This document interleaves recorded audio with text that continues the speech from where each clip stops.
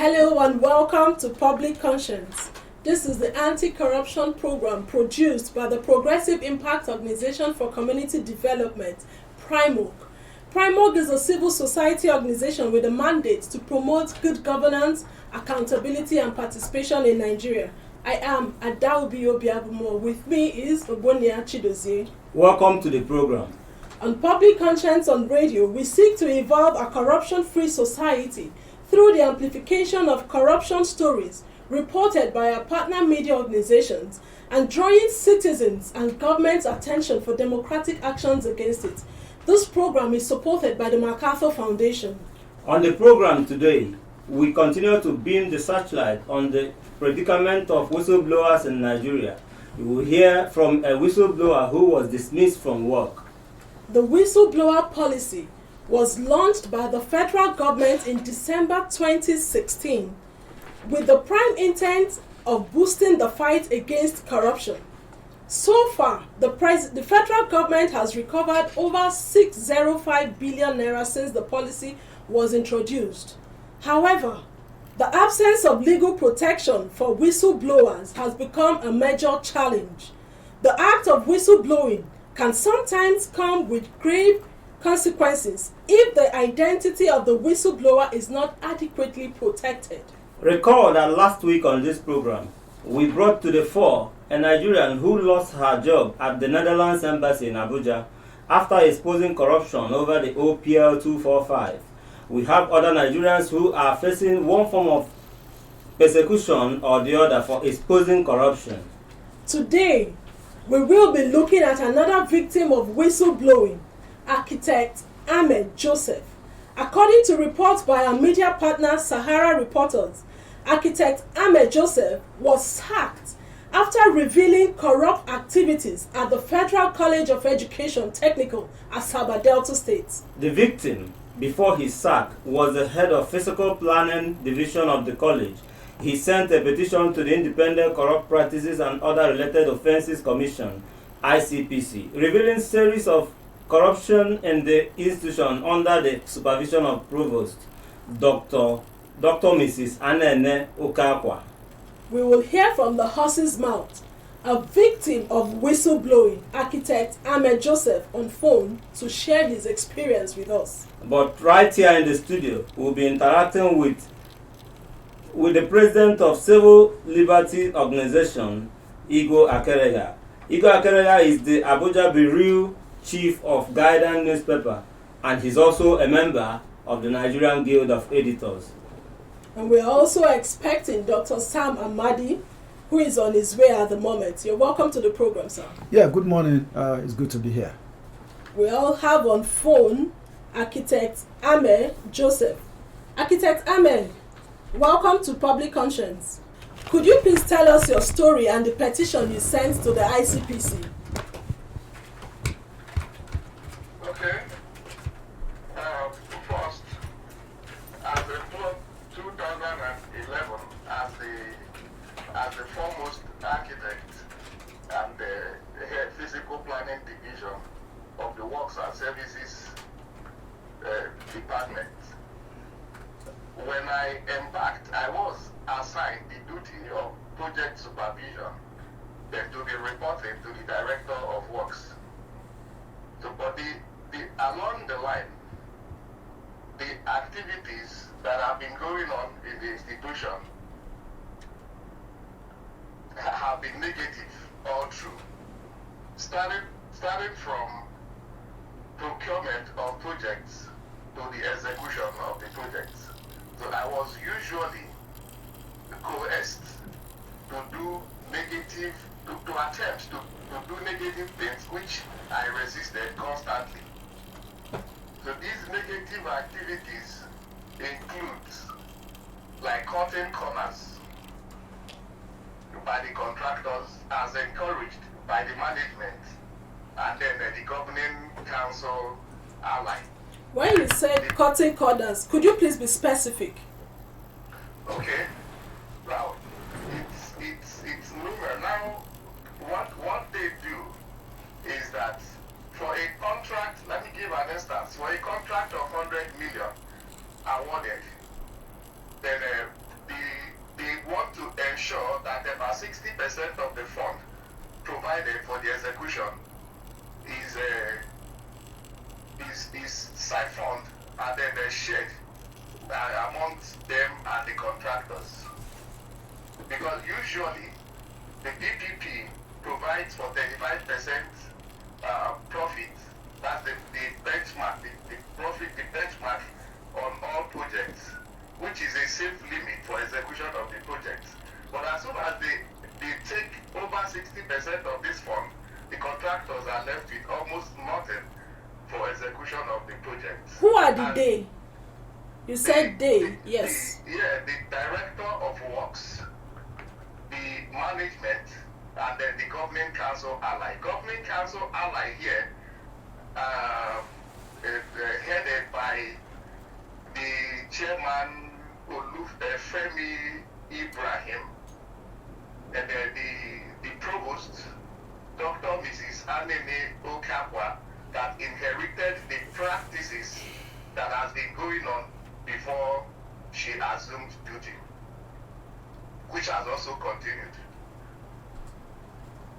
So these projects are awarded to self through their friends and relatives without going through due process. We can hear you, go ahead. And most times too, the contract bill of quantities and drawings are concealed from me, even upon series of demands, verbal, in writing, and so on. And the intention is to ensure that, sometimes some parts of the works are removed. Like in a contract now that has the major building and external works, they may execute the main building and then without executing the external works. Because since I do not have access to the bill of quantities, the price bill of quantities, I won't be able to detect such defaults. Okay, so from all this, all you have said, did you? And again, sorry. Go ahead. And again, sorry. The against contract conditions, they also award fictitious variations to contractors, which they also share when they award such variations without observing the contract conditions, and then they share the proceeds with the contractors. So usually what they do is that when we are in office, most times the contractors' agents, they just come in with the backhoe super sack filled with money, and that's the kickback for the institution. Do you have evidence of all of this? Sorry? Do you have evidence? Of course I do. A lot. Architect Tame, Sir, please, who did you report this to? this matter has been reported to the Independent Corrupt Practices Commission, ICPC, and before this call also, an agent of EFCC just called me concerning same issue, that I should come to Benin. When did you receive this call? I just received this call less than 5 minutes before your phone call. Okay, you said you sent a petition to ICPC. Yes, madam. And what did the ICPC do? Well, ICPC, my first petition was sent on the 21st August 2019. And then in between, I got phone call, the confirmation of my submission of the petition. Then, but for a very long time, I didn't hear from them. And then I was a bit, like, I didn't understand what was going on, but my intimidation sort of worsened. I now had to do a reminder to ICPC ICPC on the 3rd of November 2019, and then on the 13th of December, I got a call that ICPC has dispatched a letter to the institution requesting them to give up all necessary documents which they itemized to me to report at the ICPC headquarters on the 10th of December. But the institution, along the line, I continue to communicate with the ICPC agent, asking me if I have been informed about this. So I kept answering that I have not been informed, and it was until the 30th, which was exactly the date that I was supposed to appear, that I called him that I have not received any information from them. Behold, I only got a call from my institution that I have a query on the day that I was supposed to appear before ICPC, 30th. 30th So of... the institution, the 30th of December. So the institution ignored appearance. Then between that 1st January and 7th of January, an agent of the ICPC, I don't know if I should disclose name. You can withhold the name, sir. It's okay. An agent of ICPC called me that they are visiting Benin City, but they will pass through Asaba. That was how he put it. So about on the 7th, I got a call that we are meeting with the agents at the boardroom of Federal College of Education Technique. So in all of this back and forth with the ICPC, you were still dismissed afterwards? Yes, I was. When were you dismissed from the institution, sir? It was on the 13th of May. And prior to my dismissal, about in the month of March, the news was all over the institution that the government council intends to dismiss me. On that note, I want to, there's a report. On the report I read, the institution was said to have issued 10 queries and warnings to you prior to your sack. Tell us more about that. Were you in any way doing, what were you doing apart from the information you passed, the petition you wrote to ICPC? Did you violate any laid down rules in the school? Not at all. So, tell us. Not even one. They were all victimizing queries that in attempt to build up a case for my eventual dismissal, because even while as soon as the ICPC agents left, and even while the ICPC agents were around, one of the provost in-law, one architect, he walked up straight face to face with me and told me that in the end that I must be dismissed. That I must be dismissed. He said that he does not know what he has done to me. I told him, how, what? Because I don't know what you are talking about. He said that I informed ICPC that he was employed by the management and the government council, knowing fully well his employment deficiencies, such as not having, such as forgery of the ACOM certificate, and then employed as a graduate without the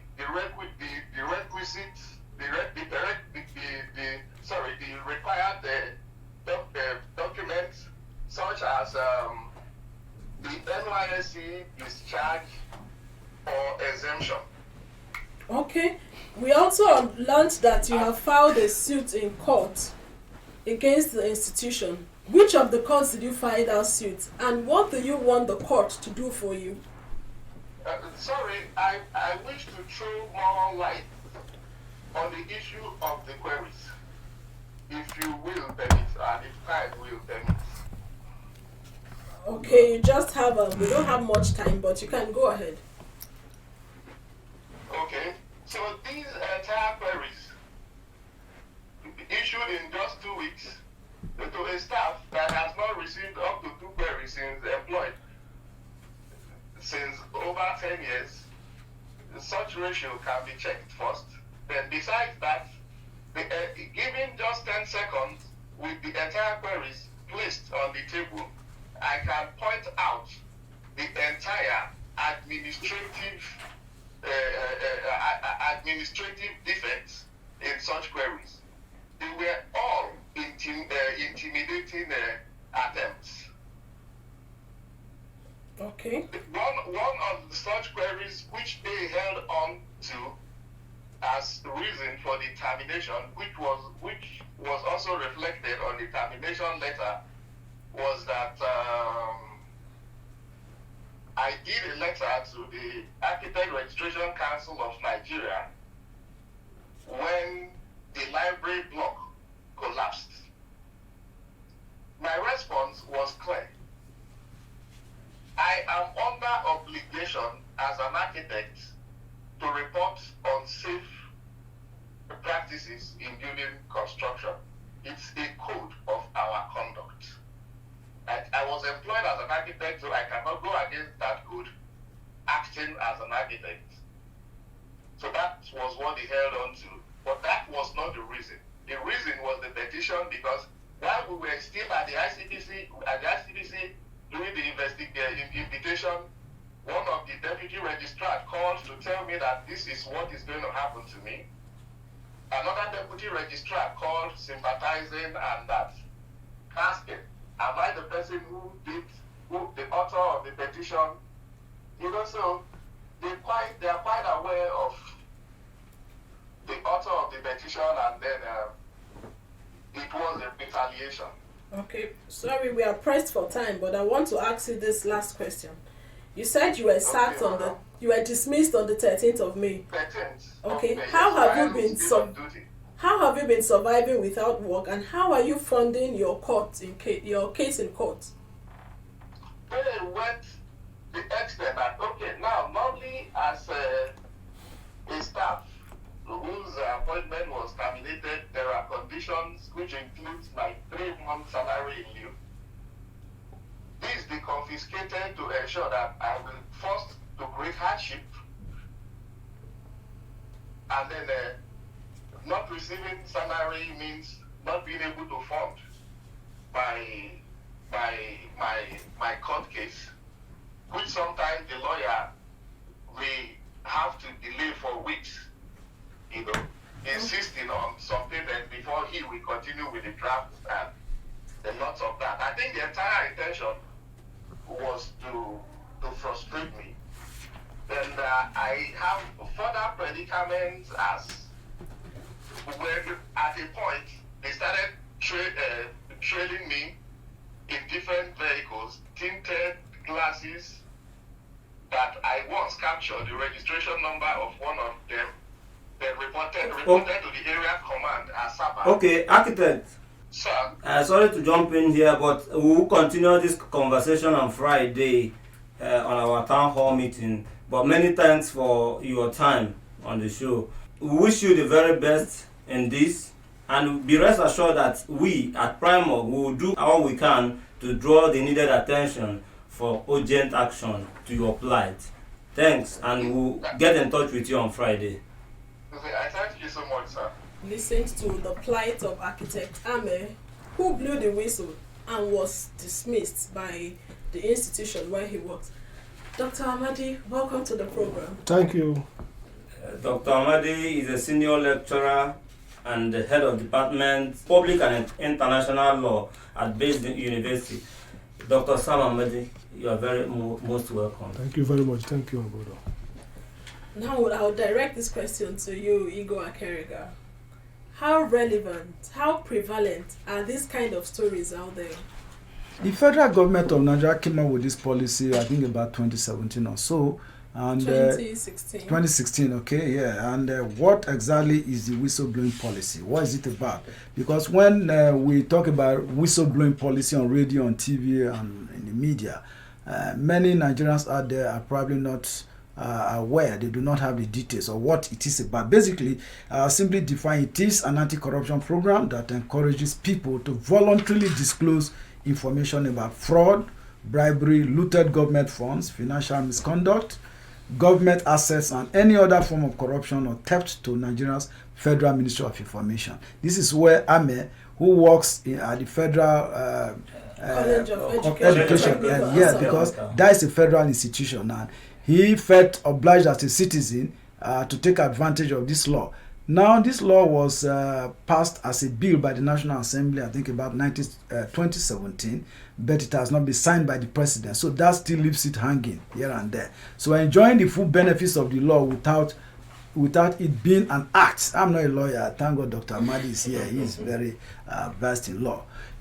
Is basically left to the whims and caprices of whoever is deciding this. Now, the ICPC is a government agency, an anti-graft agency that is clearly responsible for bringing public officials to book who indulge in any corrupt activities in their agencies. Now, Ame, as a Nigerian citizen, as a patriotic citizen, has done a duty. What has happened to him? He has been fired by that institution. Now he's left in the cold. And this is the problem with Nigeria. There are so many laws that should create, a decent society for all of us to live in. But very many people, including giving information to the police, you are left vulnerable if you are not very careful and you don't have the right contacts to protect yourself. The case of Ame, as we speak, is going to scare very many other Nigerians from further taking advantage of the whistleblowing policy to help the government uncover and unearth those who are looting the patrimony of Nigeria, who are stealing the monies that is meant for the provision of all the necessary infrastructure in our society. So that is a challenge. On that note, let me just get to Dr. Ahmadi. You at least you got a bit of what the plight of Ame Joseph. Having listened to the travels of this man, what does this paint? What does this portend on the fight against corruption in Nigeria? Because this was a whistleblower policy is a part and parcel of the anti-corruption war. What blow has this dealt to the fight against corruption? Well, thank you very much. I think first is the assumption that there's a fight against corruption. That's where we start having difficulty. The honorable has told you that the law has not been passed, has not been signed by the president. So what that means that there's a policy. Well, that's a problem. You see, policy is a directive to the executive branch primarily on how they should manage policy, public resources. It does not create a right on persons and does not create an obligation, for example, court or anybody to say whistleblower. So whistleblower policy is like a policy of government that will want to internationalize Nigeria, diversify the economy. At the same time, you are doing the opposite of what you ought to do. We have a policy that we want to meter everybody in Nigeria. Is that not correct? But there's no law that says if you don't meter, you so there's you a don't cap pay. Somewhere. Exactly. So the point is that policy ordinarily should be good enough to drive development. But in a country where most of these policies, first, those who made these policies do not truly believe them. They made them because either the international community puts pressure. This is what we call set of institutions that are needed for signing up to. For example, EFCC. Okay, we have our financial FAT. Yeah. We have Action Task Force. We have everything. These are some of the requirements for you to sign up. The social rules and the EIT, you have all those things. But the problem is that, do you really believe in those things? We're talking about election violence, is that not correct? We have rules against it. Has anybody been prosecuted about it? So the problem is that this shows again that it's a difference between rhetoric of fighting corruption and truly fighting corruption. So if you're really fighting corruption now, and this story gets to the ear of the Minister of Education, or gets to the ear of the head of civil service or the secretary of government, then the question will now be, why would the person who is helping to reveal waste, even if it's not corruption, even if it's not outward theft, but waste in governance, be a victim? And this is not just him. It cut across Yes, so all the ministries and departments today. So what that means is that our culture is going against where we say we're going to. Our culture is a culture of loyalty. So this institution is paying a salary. And you're showing the world we're not doing well. We self, some people in that office are against him, say you're a stupid man. They pay a salary. You are still writing against the institution. So whistleblowing presupposes a culture where people have a sense that they don't owe loyalty only to their organ, they owe to the nation. So you now feel obliged to blow whistle to reveal what's not good. In our own culture, we owe it to who appoints us, who pays our salary, that nobody owes it to the nation. And so the point I want to make first is that let's not get carried away when government officials says there's a war against corruption, or they have signed up to whistleblowing like this, or they signed up to open contracting. These things are rhetoric. They begin to matter when they now develop policies, progress. See, when you have policy, even if you don't have a law, you have program, you have processes, procedures, institutions to comply with that. So, assuming today we have a desk in the office of the Minister of Finance called a whistleblower desk, and there's a protocol to fill in form where you're a victim. So you go online, you said, I blew whistle on so and so about this, and then there's a time within which officers should respond back to you, and the in-house tribunal, administrative process to take your case up. That's when policy, even without the law, that's when policy begin to have teeth. We have the FYI was signed. I know how much we fought, myself, Tino Dinkalo, to convince them at the Secretary of Government Anyam that we should operationalize this before the Attorney General. So the point I make is that first, that government always sign up to look good. There's a politics of signing up to all this framework. It's political. You look nice, we'll sign up. The real thing is when governments themselves start punishing their officers and start protecting whistleblowers, then there's a real whistleblowing policy. Dr. Sam, on this case, the main issue is not even that he blew the whistle, but the fact here is that he sent the petition, from what he said, he sent to ICPC, yes. So his identity was reviewed. That's obviously. Yes, and then they've hit back. He was dismissed. That's the point I'm saying. That everything is because he blew whistle. ICC uncovered him, maybe by error, or somebody reported back to his agency. If there was a legislation, do you think he would have still been in service? No, the legislation would have said protection for whistleblowers. One, it depends on what kind of legislation. Okay, if you say there's a law now for whistleblowers, and now say that anybody who blew whistle and suffers should not suffer, should have protection, yes. Then that could be a basis in which you can go to court and challenge the authority to take action, not just for dismissal, because oftentimes those who dismiss you can dredge up other reasons. So, for example, yes, that's the normal way. They can never say we are dismissing you for blowing whistle. They will say we are dismissing you. Either for example, there's a lady who was reporting about sexual harassment in one of the logistic companies. And when they removed her, they said she was a difficult staff, that she was troublemaker, she was fighting. All they did to this is say that, sorry, your services cannot. So they'll find a subterfuge to dismiss. But the point I make is that don't forget that no ministry or agency is independent of the presidency and the Secretary of Government of Federation. So if there's a real commitment to whistleblowing, there was one in Embed. There have been several cases of people alleging victims. The question I'm asking is just somebody who do we take this policy seriously? The person who is going to discipline you for sacking a whistleblower does not want a whistleblower in his own or her ministry, where there's corruption is thrown off the roof. So everybody is playing dead brain because nobody wants a whistleblower in reality. So from top to the bottom, everybody. I don't think they want a whistleblower. And maybe I should quickly just add this. Why didn't the president assent to that bill? Mm-hmm. As we speak, the bill passed second reading. It passed second reading, passed final. Was sent to him. Yes, sent to him for assent. Yeah. There are about 37 bills before the president that he has refused assent. Mm-hmm. And now he was elected to offer an alternative to what the PDP was doing, really. And that would mean deepen the democratic process, expand the space such that Nigerians will be running with other committees of nation in terms of competing favorably in democratic practices. But once you do not sign laws that can make progress, that can expand the democratic space, what you do is to constrict it, to make people suffer. So the president himself, by not also signing, as Dr. Madi just said, there are also people within the presidency themselves who do not also want whistleblower. Because the president is also wreaking the corruption. Absolutely. So because if he signs that kind of law, if, for example, Buhari himself, his hands is in the tea, people will also blow whistle against him. So why will he sign a law that will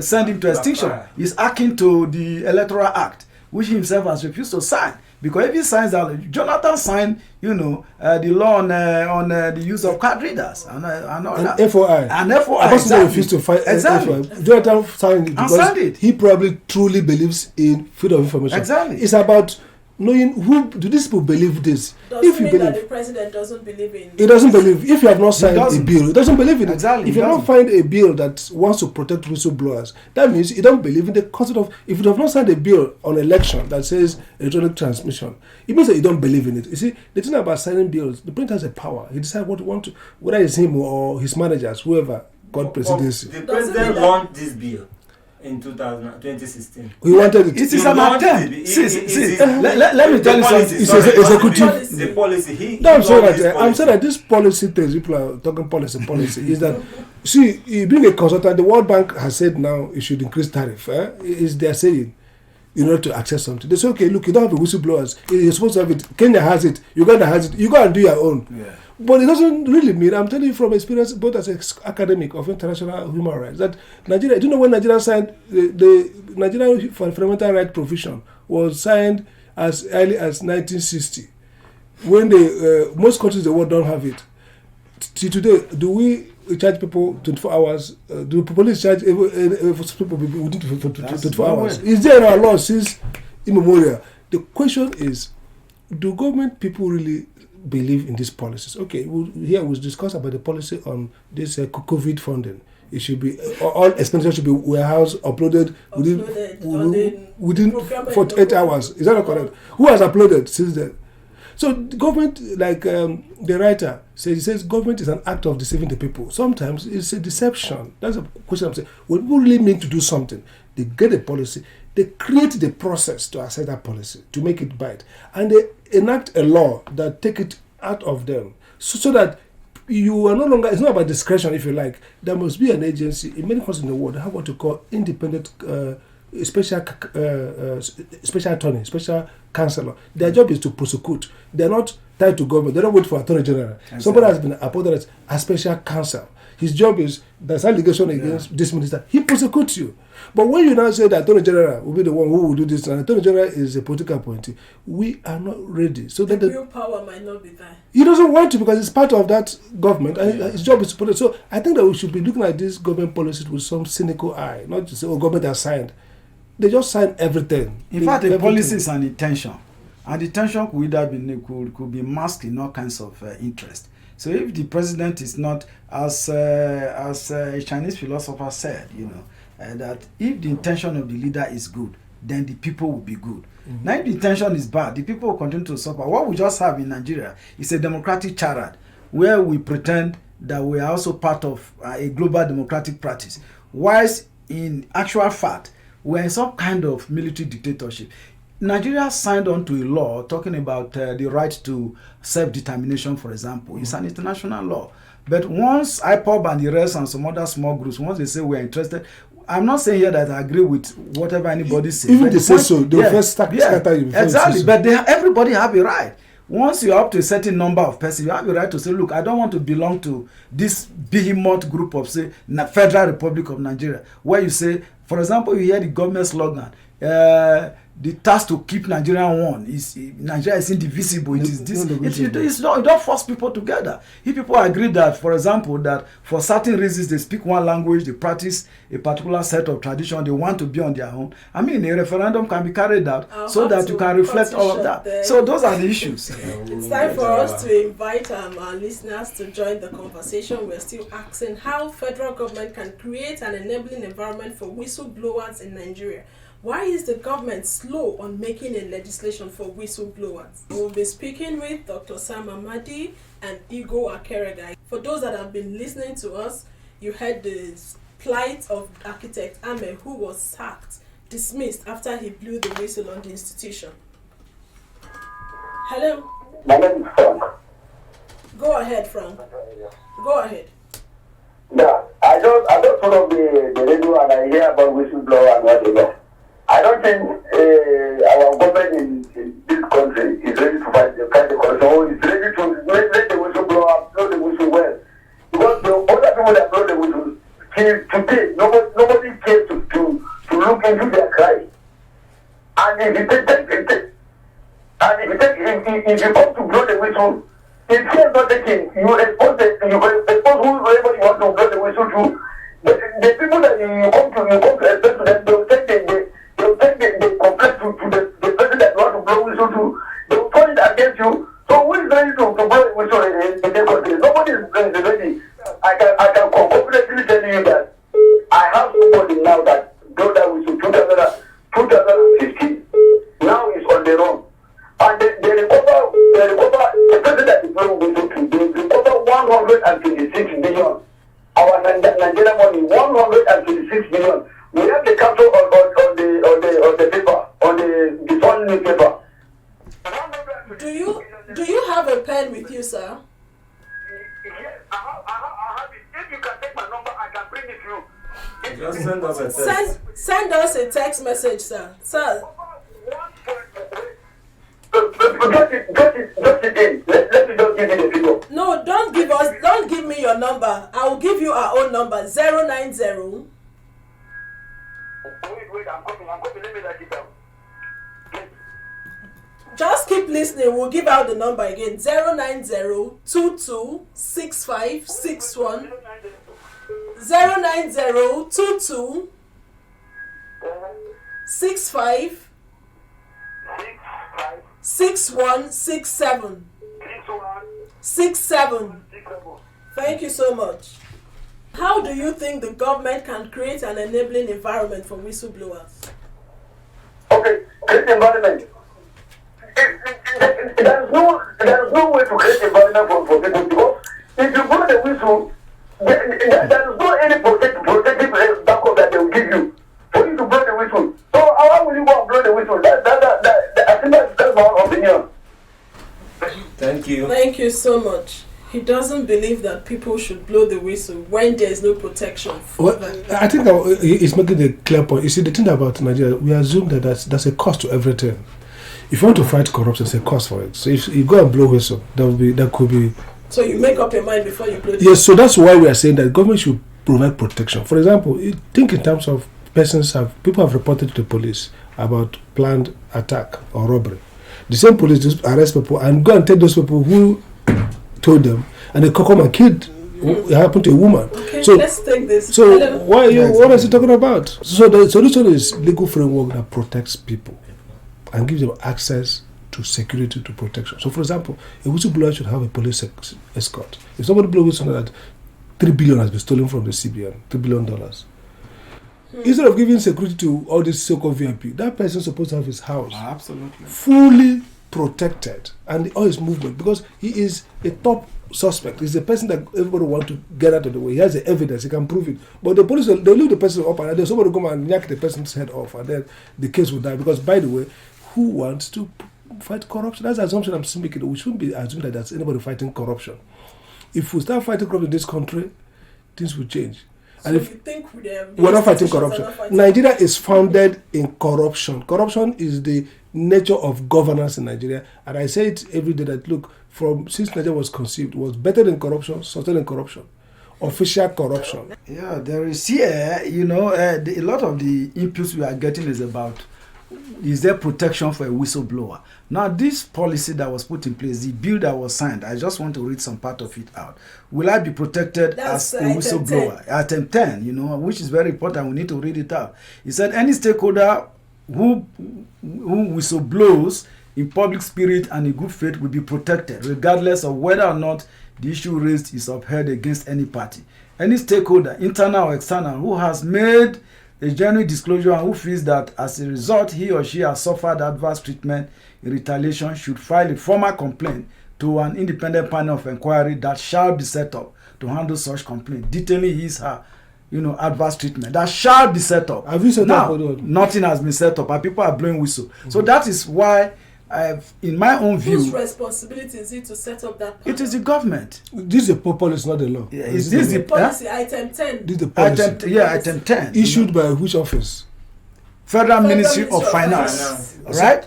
So, which is an appointee of government. No, that's the problem with how government is managed. This whistleblowers policy, even if it's not a law, should come as an executive order by the president. Yes. That has a capacity to bind other parastatals. A minister of, if something happens, Minister of Labour, why should Minister of Finance policy commit to me? Exactly. So the Minister of Finance policy commits to itself what they want to do. So you blow whistle to them, they give you their within their own. But this should have been a policy at the level of presidency, where the executive so you're order. saying the foundation was wrong. Totally wrong. There's no policy at the level of federal government of Nigeria on whistleblowing.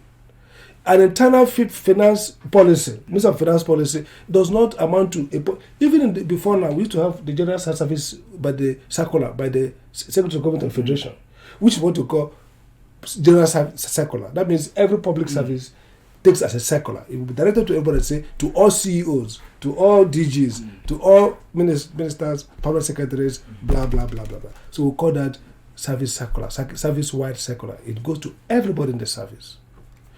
Even that too has low legal quality. The highest level of legal effectiveness is first law, constitution, okay? Second, law by the National Assembly. The third is executive order by the president, where it's within the competence of the executive branch of government. And the president has the competence to do this one, to say, okay, all executive branches, whenever there's a whistleblower, this is what you should do. You must do this, you must do that. Exactly. It becomes a real policy at the level of executive order. The policy is a document that comes out of the office of the Minister of Finance, says, if you blow whistle, that shall be, we shall set up a committee. Who is the committee? No panel, no. It's just. Let's go to solution. First solution is sign that bill. Assuming by now it's... This is what you advise yes, the president. To sign the bill, if it is still... Because now he has lacked the competence after a 30 days or lapse so. Of time. The lapse of time. So that bill probably needs to go back and be reauthorized by the two houses. Act.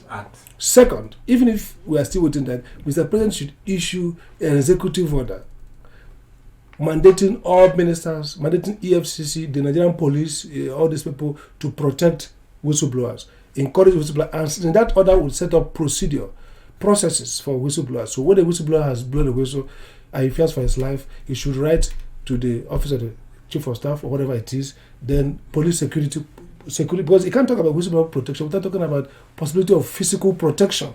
Whistleblowers can be eliminated. Yeah. Second, you have to also guarantee them their jobs, that nobody should be until, even if they have offenses they have committed, they cannot be removed from office within the pendency of that issue they have raised. Any word for the legislator, the National Assembly, on this issue? What they should do, that they can use their oversight function now. For example, this matter can go to the petition, what do you call it? Rules and Petition Committee, who will now probably have a hearing, and on that basis propose rules or resolutions to the federal government as part of it, or even reactivate the law, a new legislation. But I think the National Assembly can play a great role. But the biggest role here is the executive branch, because we forget that the legislative inquiry is always based on either proposing a law, finding that if there's corruption or waste. They don't take they're not a prosecutorial organization. They can't intervene and say this agency must take this person, because that's not their job. They can propose, but they can't force you. The parliament is the executive branch that ought to lead in protecting those that are trying to implement a policy they claim they are bringing. Igor Akerega, what would you advise? I would love you to come from the civil society angle, because in our discussion, you mentioned that there should be a push. There should be a push for the government to get some of these things done. So, from that aspect, how will you, as president of CLO, engender this push, and what will you be telling Nigerians? Because we also need, all of us, we need to get involved in this. Well, basically, I think there's a lot of pressure on CSOs in Nigeria, a lot of pressure. People feel that the civil society groups should get everything done, whilst they just relax. It's either they also see the civil society groups as an alternate government. that civil societies like the media, you can only raise issues, push them, at best go to court to try and, to try and push cases in court. But we also know how cases suffer, particularly cases that affect government and government interests. It suffers a lot. But by way of a quick solution impact recommendation, I would think that people like Architect Ame and all of that who have suffered as a result of blowing the whistle. The whistle is a very big one. If you blow it, those you are blowing it against will collect the whistle from you and use it to smash your head. I think that is what is just happening in so many of these cases.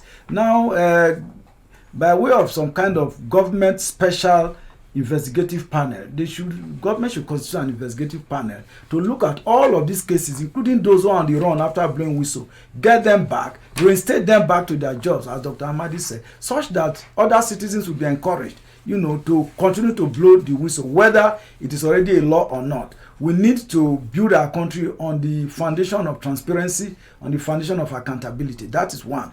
Two, another critical issue, which is a component of this, is that Nigerians should not be scared of exposing corruption, whatever. They should not wait for government to report corruption, whether you are encouraged or not, and whether you even get protection or not. Report corruption, because even the tree of liberty itself is watered by the blood of the innocent. If we continue to say, we are going to die and all of that, therefore we will shield and protect some of these people, our country will continue to go down the drain and we will all be consumed eventually. So those in government are smaller in number than the majority of us who are out of government, who should put sufficient pressure on those in government to do the right thing, because all of us cannot run out of Nigeria because of corrupt people. Nigerians should not be scared in reporting corruption, and that's how we're wrapping it up on today's episode of Public Conscience. We appreciate Architect Ahmed Joseph, who talks to us from Delta State via phone, and many thanks to Dr. Sam Mamadi, a senior lecturer at Bayes University, Abuja. Thank you so much, sir. Thank you very much. We also appreciate the president of the CLO, Civil Liberties Organization, Igor Akerega, who is also the Abuja Bureau Chief of the Guardian newspaper and a member of the Guild of Editors. Thank you so much, sir. Yeah, it's a pleasure always being here. Thank you. Public Conscience is supported by the John T. and Catherine V. MacArthur Foundation, committed to building a more just, vibrant, and peaceful world. Get more information about the foundation at its website, macfound.org. Join us again here next week for another episode of Public Conscience. And remember to follow us on our Twitter, Facebook, and Instagram at Official Primorg. I am Chidozie Ogbonnaya. Please follow us on our social media platforms at Official Primorg. Primorg is spelled P-R-I-M-O-R-G. P-R-I-M-O-R-G. Many thanks for joining us on today's episode of Public Conscience. I am Adaobi Obiabumo. Stay safe.